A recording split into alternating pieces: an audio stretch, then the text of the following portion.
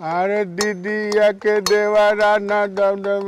नजरी हेलो आए दीदिया के देवरा गड़ौले बाटे नजरी ए राम जी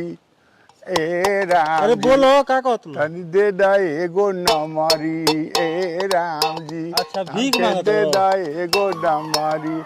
ए राम जी जय हो जय दरबार बना रहे ए दरबार बना रहे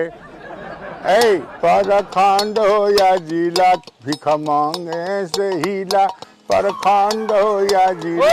हफ्ता निकाला दरोगा सा मांगने हैं आय हफ्ता निकाला दरोगा सा मांगने हैं हे भगवान हम तो अपने मांगता नहीं बताई ना अब हमरा देवहू के पड़ता हफ्ता ले लो हाँ जल्दी निकालो अच्छा तनिको नजर में लाज नहीं खे ना तनिको नहीं आय? तहरा लाजबा ला न ला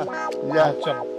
जा परखंड हो या जिला भिख मांगे सहीला का भगवान आज कस्टमर पता न काहे नहीं खे आवत अब बताओ 100 रुपया हफ्तो लेके चल गई ऐसे हुई तो कैसे हुई भगवान हे भगवान हे भगवान अरे अंग्रेज अंग्रेज आ गई डॉलर दी hello excuse me how are you आदमी मैन इधर इधर आइए इधर आइए हैं कैसे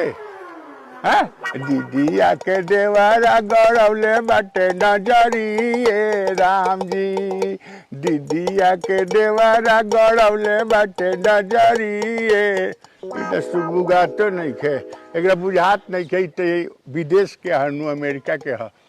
अंग्रेजी में सुनावत नहीं है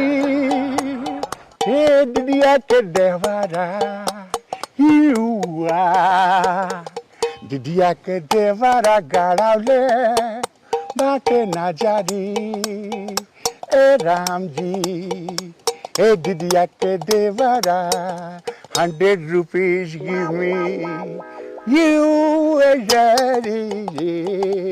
हमारा एजा घर ह, का बुझत ल देवरिया खाई हम तोरे कराला हम विदेश के हई भाई जा ओ बेटे झूठा रूप रेखा बनावले बड़ा गोबर बड़ा तू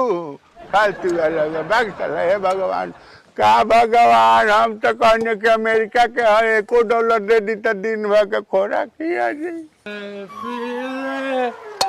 ओ मोरे जानी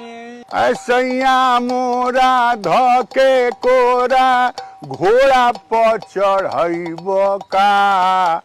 एक रात में हमारा के बाबू चांद के पार ले जइब का